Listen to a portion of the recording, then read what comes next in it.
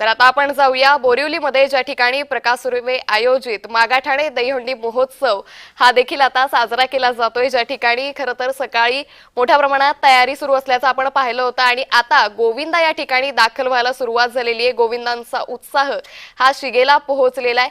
शुभम, कशा पद्धतीने आता गोविंदा या ठिकाणी दाखल झाले, आयोजकांकडून कशी तयारी करण्यात आली आहे?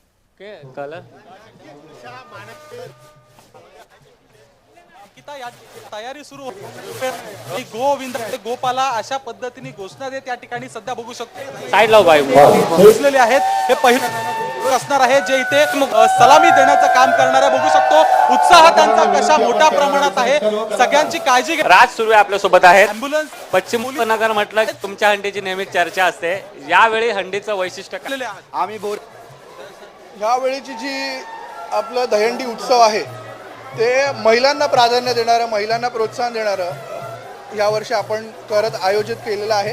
आणि आपण पाहाल तर आमच्या मतदारसंघामध्येच अगोदर 3 महिला गोविंदा पथक होते आणि आज या ठिकाणी 7 महिला गोविंदा पथक। मित्रा पुढे ये, गोविंदा इकडे, काय नाव आहे तुझं? याच्यामध्ये वाढ झालेली आहे। आपण या ठिकाणी जितके पण गोविंदा पथक महिलांचं येणार आहेत त्यांना जे ते थर लावतील त्याच्या 2 पटी बघू शकतो चिमुकला येणार आहोत।